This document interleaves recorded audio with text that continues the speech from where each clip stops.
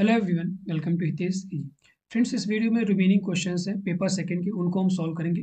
1 to 25 question already हमने solve कर लिया है प्रीवियस वीडियो में। लिंक आपको डिस्क्रिप्शन में मिल जाएगा, जो कि पार्ट 3 करके अपलोडेड है, तो उसको आप लोग जरूर देख लीजिएगा। बेसिकली एक प्रीवियस एग्जाम क्वेश्चन पेपर है मेघालय एग्रीकल्चर सर्विस एग्जामिनेशन का, जो कि डिफरेंट पोस्ट से, जैसे एडीओ का, डबल एओ का, हॉर्टिकल्चर से रिलेटेड कुछ पोस्ट थी, सीड टेक्नोलॉजिस्ट की थी, और कुछ सॉयल साइंस रिलेटेड पोस्ट थी, तो उनके लिए एग्जाम कंडक्ट किया गया था। सो ओवरऑल आपका जो भी एग्रीकल्चर में सिलेबस होता है, वो पूरा सिलेबस आपको इन पेपर्स में देखने को मिलेगा। सो पार्ट 3 तक हमने पहले सॉल्व कर लिए हैं, तो वो आप लोग ज़रूर देख लीजिएगा, लिंक मैं डिस्क्रिप्शन में दे दूंगा। सो शुरू करते हैं क्वेश्चन नंबर 26 से। The type of bond which links amino acid together is in protein is called. कौन सा बॉन्ड है जो कि अमाइनो एसिड को टुगेदर ज्वाइन करता है प्रोटीन में? Hydrogen bond, ionic bond, peptide bond या वैन डर वाल्स बॉन्ड। ठीक है। So amino acid are linked by a covalent peptide bond. So option number यहाँ पर सी क्या हो जाएगा? करेक्ट। ठीक है। कैसा बॉन्ड होता है? पेप्टाइड एंड कोवैलेंट बॉन्ड होता है, जहाँ जिसकी वजह से जो अमाइनो एसिड्स हैं वो आपस में लिंक्ड होती है, और ये एक बहुत वीक बॉन्ड होता है, बहुत स्ट्रॉन्ग बॉन्ड नहीं होता है। ये चीजें याद रखना है। Question number 27, which enzyme catalyses the formation of glycogen from glucose. कौन सा एंजाइम है जो कि फॉर्म करता है glycogen from glucose? Glycogen synthetase, glycogen phosphorylase, या ग्लूकोकाइनेज, या हेक्सोकाइनेज। ठीक है। So formation of glycogen from glucose is known as glycogenesis. ठीक है। इस प्रोसेस को क्या बोलते हैं? ग्लाइकोजेनेसिस। ठीक है। इस पूरे प्रोसेस को क्या बोलेंगे? ग्लाइकोजेनेसिस। और कौन सा एंजाइम इसमें एक्टिव रहता है? Glycogen synthetase. Option number A क्या हो जाएगा यहाँ पर? Correct. Then question number 28, the form of nitrogen easily absorbed by plant is. कौन सी फॉर्म को जो नाइट्रोजन है वो प्लांट द्वारा इजिली एब्जॉर्ब हो जाती है? अमोनियम, नाइट्रेट, यूरिया, या नाइट्राइट। ठीक है। बहुत बेसिक क्वेश्चन है और इम्पोर्टेंट क्वेश्चन भी है। इससे पहले मैंने वीडियोस में डिस्कस किया हुआ है प्लांट किस फॉर्म में नाइट्रोजन को एब्जॉर्ब करते हैं। सो नाइट्रेट फॉर्म में प्लांट नाइट्रोजन को एब्जॉर्ब करते हैं। ठीक है। और अमोनिया टू नाइट्रेट के प्रोसेस को क्या बोलते हैं? नाइट्रिफिकेशन। मीन्स अमोनिया का कन्वर्जन नाइट्रेट में क्या कहलाता है? नाइट्रिफिकेशन। नाइट्रिफिकेशन में कौन कौन से बैक्टीरियाज इन्वॉल्व होते हैं? डायरेक्ट पहले अमोनिया से नाइट्राइट बनता है, देन नाइट्रेट बनता है, वहाँ पर कौन कौन से डिफरेंट स्टेजेस में बैक्टीरियाज इन्वॉल्व होते हैं, वो पिछले कुछ वीडियोस में हमने डिटेल में डिस्कस किया हुआ है, तो आप लोग वो वीडियो जरूर देख लीजिएगा, सॉइल साइंस से रिलेटेड है। ठीक है। सो ऑप्शन नंबर यहाँ पर बी क्या हो जाएगा?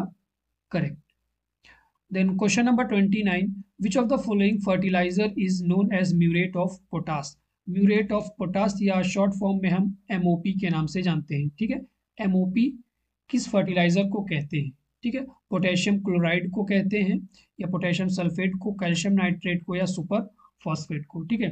ये जो क्वेश्चन आपका है, यहाँ पर बहुत सारे क्वेश्चन आपके बनने वाले हैं इस क्वेश्चन से, ऑप्शन से, तो ध्यान से सुनिएगा। ठीक है। पूरा डिस्क्राइब करूंगा।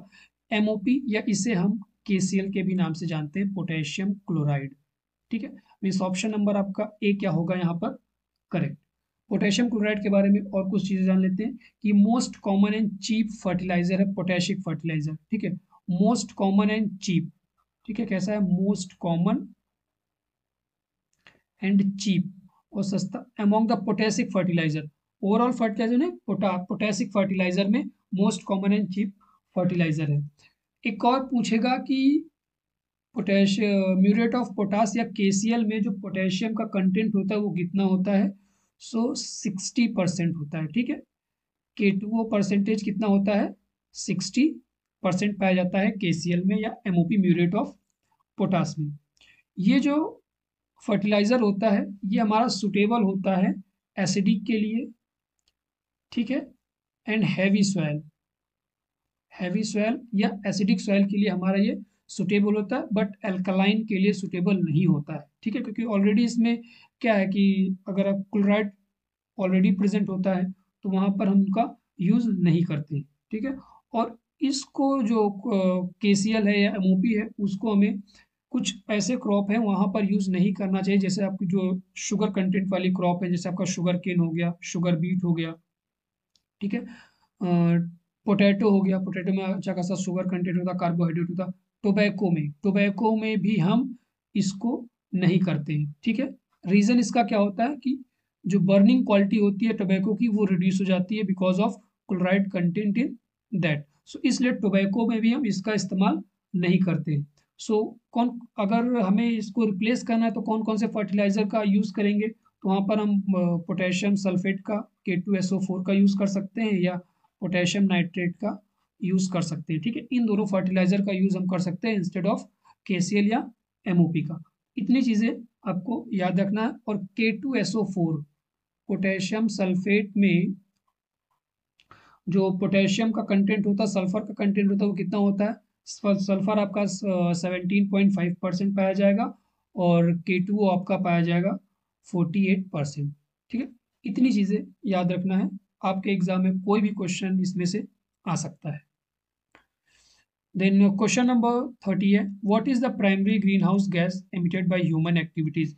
ह्यूमन एक्टिविटीज के द्वारा कौन सी green house, primary green house gas है जो कि इमिट होती है, methane, carbon dioxide, nitrous oxide या वाटर वेपर, ठीक है। So carbon dioxide is a primary green house gas emitted by human activities, ठीक है। सो ऑप्शन नंबर बी क्या हो जाएगा करेक्ट। अगर हम राइस फील्ड को बर्न करते हैं, ठीक है, कौन सी, राइस फील्ड को, उसमें से कौन सी गैस इवॉल्व होती है, ये आप लोगों को कमेंट में बताना है।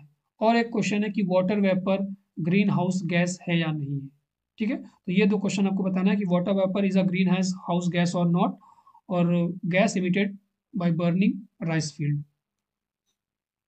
देन नेक्स्ट क्वेश्चन है question number 31, the main cause of acid rain is, acid rain का मेन कॉज क्या है, nitrogen oxide, sulphur dioxide, both A and B या none of the above। so the main cause of acid rain is oxides of nitrogen and sulfur। इस option number C क्या होगा correct, both A and B। Nitrogen के oxide आपके हो गए, ठीक है, सल्फर डाइऑक्साइड जो कि एसिड्स बनाते हैं आपका वाटर के साथ मिलकर के। सो ऑप्शन नंबर सी क्या होगा यहाँ पर correct. Question number 32. Which of the following element is primarily responsible for the root development and flowering in plants? Nitrogen, potassium, phosphorus and calcium। ये क्वेश्चन काफ़ी बार डिस्कस हो चुका है, बहुत इंपॉर्टेंट क्वेश्चन है, बेसिक क्वेश्चन है और एग्जाम में पूछा जा सकता है। और इससे पहले हमने बहुत डिटेल में डिस्क्राइब किया हुआ है कौन सा रूट के लिए, कौन सा डिसीज रेसिस्टेंट के लिए, पर्टिकुलर एलिमेंट को लेकर के हमने डिस्क्राइब किया हुआ है, ठीक है। सो यहाँ पर क्या पूछा है कि रूट डेवलपमेंट के लिए कौन सा रिस्पॉन्सिबल होता है। सो ऑप्शन नंबर बी क्या हो जाएगा, phosphorus is responsible for the root development flowering in plant. इसे हम लोग की ऑफ लाइफ के नाम से भी जानते हैं, की ऑफ लाइफ किसको, फॉस्फोरस को, इट इज कॉल्ड एज की ऑफ लाइफ। और अगर हम पोटेशियम की बात करते हैं तो पोटेशियम हमारा डिसीज के लिए रेसिस्टेंस प्रोवाइड करता है, ठीक है, डिसीज एंड ड्रॉट के लिए, डिसीज एंड ड्रॉट के लिए क्या करता है, रेसिस्टेंस प्रोवाइड करता है। Then question number 33, what is the term added, term for adding calcium carbonate to the soil to correct the soil acidity. Soil acidity को करेक्ट करने के लिए हम कैल्शियम कार्बोनेट का एडिशन करते हैं, उस टर्म को क्या बोलते हैं, लाइमिंग बोलेंगे, कंपोस्टिंग बोलेंगे, कैल्सिफिकेशन बोलेंगे या कार्बोनेशन बोलेंगे, ठीक है। So that is called as liming. Option number A क्या हो जाएगा करेक्ट। अगर कैल्शियम कार्बोनेट हमारे पास अवेलेबल नहीं है देन वहां पर हम क्विक लाइम का एडिशन करेंगे जिसका फॉर्मूला होता है CaO। ये क्वेश्चन आपका आया था नेट के एग्जाम में, सेम क्वेश्चन नहीं था बट इसी से रिलेटेड था, ठीक है। सो इम्पोर्टेंट क्वेश्चन है, याद रखना है। कैल्शियम ऑक्साइड या क्विक लाइम, या हम कैल्शियम हाइड्रोक्साइड का भी यूज कर सकते हैं, ठीक है, calcium hydroxide instead of calcium carbonate, जो ये भी सब सॉइल की एसिडिटी को करेक्ट करने के लिए यूज किए जाते हैं। Then question number 37, what type of charge do most soil colloids carry. किस प्रकार का charge most of the soil colloids में पाया जाता है, positive charge, negative charge, neutral charge या अल्टरनेटिव चार्ज, ठीक है। So basically most of the colloids have negative charge. Option number B क्या हो जाएगा करेक्ट। इसका रीजन क्या होता है, this is because the presence of clay mineral and organic matter, ठीक है, clay mineral and organic matter and organic matter, ये नेगेटिव चार्ज इसकी वजह से आता है, क्ले मिनरल और ऑर्गेनिक मैटर की वजह से। Then question number 38, the type of clay mineral known for its high cation exchange capacity. कौन सा मिनरल है जिसकी हाई कैटायन एक्सचेंज कैपेसिटी होती है? CEC इज हाई, कैल्नाइट, इलाइट, मोनोलाइट या क्लोराइड, ठीक है। कौन सा क्ले मिनरल है जिसकी जो CEC means cation exchange capacity होती है वो आपको हाई देखने को मिलती है? सो यहाँ पर ऑप्शन नंबर सी क्या हो जाएगा करेक्ट। मोनोलाइट की जो कैटायन एक्सचेंज कैपेसिटी होती है वो हाई होती है कंपेयर टू अदर, ठीक है। कैल्नाइट, इलाइट या मोनोलाइट या क्लोराइड में जो भी ऑप्शन दिए हैं उनमें सबसे ज़्यादा किसकी होती है? मोनोलाइट की। सबसे कम किसकी होती है? कैल्नाइट की, ठीक है। कितनी होती है ये भी क्वेश्चन पूछा जा सकता है, तो इसके लिए हम देखते हैं। कैल्नाइट की बात करें तो कैल्नाइट की कितनी होती है? 2 से 15 मिली इक्विवेलेंट पर 100 ग्राम सॉयल, ठीक है। यूनिट आता है मिली इक्विवेलेंट पर 100 ग्राम सॉयल, कितनी होती है? 2 से 15 इक्विवेलेंट पर 100 ग्राम सॉयल। बॉन्ड मोनोलाइट की बात करें तो इसकी होती है 100 टू 150 मिली इक्विवेलेंट पर 100 ग्राम सॉयल, ठीक है। तो ये दोनों की थी। सबसे ज्यादा अगर कभी कभी आपसे पूछ सकता है कि सबसे ज्यादा किसकी होती है, तो ह्यूमस की सबसे ज्यादा होती है। कितनी? Greater than 200।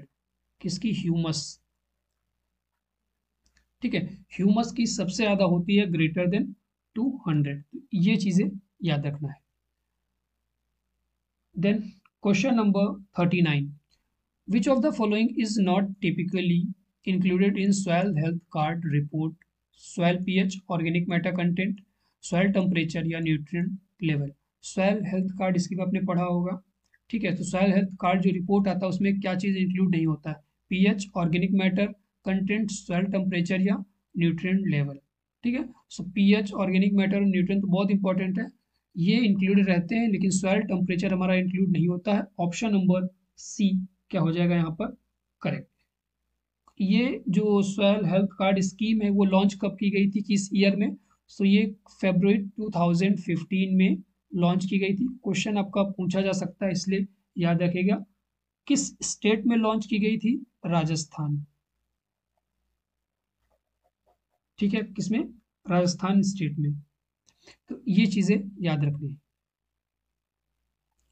Then question number 34, the soil component having highest cation exchange capacity is sand, clay, silt and humus, ठीक है।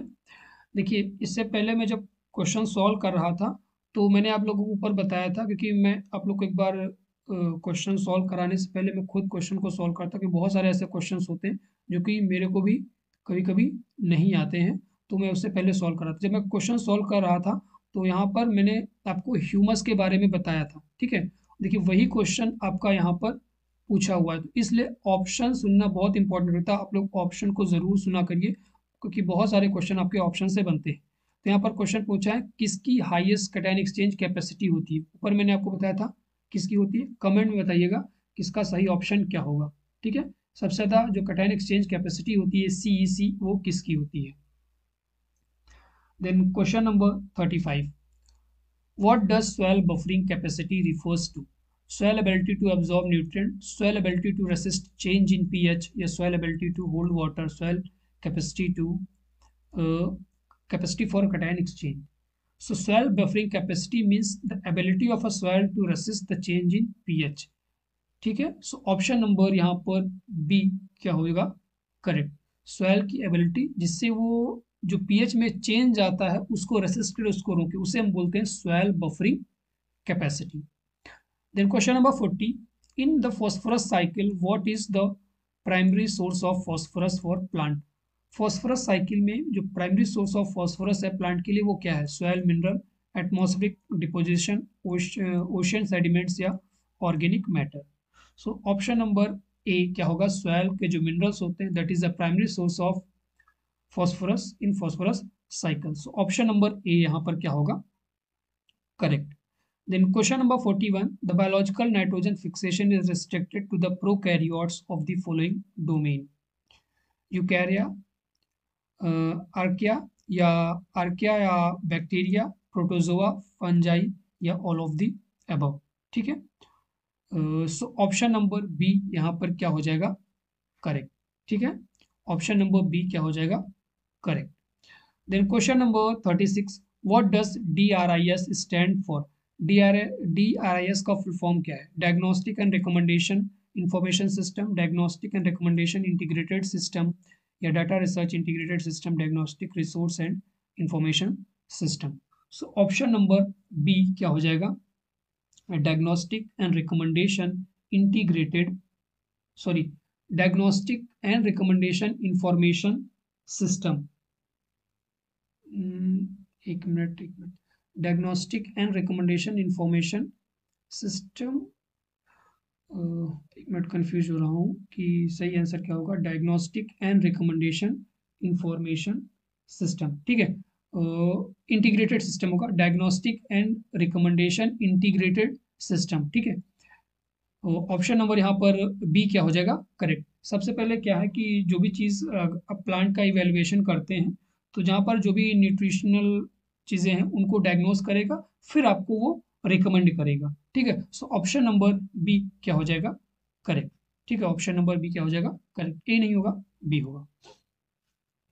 Then question number 42, does discovered the first antibiotic penicillin in 1928? कौन से साइंटिस्ट है जिन्होंने सबसे पहली बार पेनिसिलिन का discovery की थी? आंसर आप लोगों को कमेंट में बताना है, इसका सही आंसर क्या होगा। ठीक है, then question number 43, phycology is the study of fungi, algae, protozoa या बैक्टीरिया। ठीक है, फाइकोलॉजी किस चीज़ की स्टडी है? It is the study of algae. Option number C क्या होगा, करेक्ट। इससे पहले बार कुछ वीडियोस में हमने डिस्कस किया था माइकोलॉजी, फाइकोलॉजी, प्रोटोलॉजी या बैक्टीरियोलॉजी क्या होता है। सो ऑप्शन नंबर यहाँ पर सी क्या हो जाएगा, करेक्ट। आप लोगों को बताना है व्हाट इज माइकोलॉजी। ठीक है, पिछले कुछ वीडियोस में हमने माइकोलॉजी के बारे में डिटेल में डिस्कस किया था। फादर ऑफ माइकोलॉजी कौन है, तो वो भी आप लोगों को कमेंट में बताना है कि सही ऑप्शन क्या होगा। फादर ऑफ माइकोलॉजी सही का आंसर क्या होगा, स्टडी ऑफ माइकोलॉजी किस चीज़ की स्टडी है, फंगस की है, प्रोटोजोआ या बैक्टीरिया की। Question number 44, which of the following bacteria can not fix atmospheric nitrogen? Nostoc, oscillatoria या एनाबीना या लैक्टोबैसिलस। सो लैक्टोबैसिलस आपने डेयरी में पढ़ा होगा। सो ऑप्शन नंबर डी क्या हो जाएगा, करेक्ट। ठीक है, ये एटमॉस्फेरिक नाइट्रोजन को फिक्स नहीं करते। Then question number 47, associate nitrogen fixing bacteria belongs to Azospirillum, Herbaspirillum या बुरकोल्ड्रिया। ठीक है, या जनरा एजोटोबैक्टर, क्लोस्ट्रीडियम या क्लेविसिला। ठीक है, या आपका हो जाएगा फ्रैंकिया एनाबीना या ग्लोमस गिगसपोरा या एकाक्लोस्पोरा। ठीक है, सो ऑप्शन नंबर यहाँ पर करेक्ट क्या हो जाएगा, ऑप्शन नंबर ए एजोस्प्रिलियम, हर्बस्प्रिलियम या बुरकोल्ड्रिया। ऑप्शन नंबर ए हो जाएगा करेक्ट, जो कि एसोसिएट नाइट्रोजन फिक्सिंग बैक्टीरिया है। देन क्वेश्चन नंबर 45 और इम्पॉर्टेंट क्वेश्चन है आप लोग के लिए। ठीक है, इम्पॉर्टेंट क्वेश्चन है। Consider the following for viroids and prions. Viroids के बारे में और प्रियॉन्स के बारे में आपको देखना है। ठीक है, capability of causing infection, viroids और जो प्रियॉन्स होते हैं दोनों में कैपेबिलिटी होती है कि वो इन्फेक्शन को कॉज करें। फर्स्ट स्टेटमेंट आपका ये है। सेकेंड क्या है कि lack protein and then lack nucleic acid. अब आपको चॉइस करना है कि वायरॉइड और प्रियॉन्स में से इसमें से किसके लिए करेक्ट है। सो इसमें आपका वायरॉइड और प्रियॉन्स दोनों के लिए ये करेक्ट है। दोनों में कैपेबिलिटी होती है कि इन्फेक्शन को कॉज करते हैं। इसके बाद जो हमारे प्रियॉन्स होते हैं वो हमारे किसके बने होते हैं, प्रोटीन के। ठीक है, मीन्स प्रोटीन के बने होते हैं तो उसमें आपको क्या देखने को नहीं मिलेगा, न्यूक्लिक एसिड। सो प्रियॉन्स के लिए हमारा ये करेक्ट हो जाएगा। और viroids they lack protein and they are made up of RNA molecule, single standard RNA molecules के बने होते हैं। सो वायरॉइड्स के लिए हमारा ये करेक्ट हो जाएगा। ठीक है, अब ऑप्शंस चलते हैं। First is not true for both viroid and prions. Option number आपका ये कट गया, पहला हमारा दोनों के लिए सही है। Then second, first is true for both viroid and prions, yes पहला जो है दोनों के लिए सही है। Then third is true only for viroids, third is true only for viroid and second is true only for prions. Third आपका किसके लिए ट्रू है, वायरॉइड्स के लिए नहीं। सो ऑप्शन नंबर हमारा ये भी क्या हो जाएगा, कट हो जाएगा। थर्ड किसके लिए ट्रू है, प्रियॉन्स के लिए। First is true for both viroid and prions, yes ये करेक्ट है। Second is true only for viroid, second किसके लिए ट्रू है, वायरॉइड के लिए। आप देख सकते हैं सेकंड किसके लिए ट्रू है, वायरॉइड के लिए। And third is only for prions, तो यहाँ पर थर्ड किसके लिए, prions. Means option number C यहाँ पर क्या होगा, करेक्ट। ठीक है, ऑप्शन नंबर सी करेक्ट।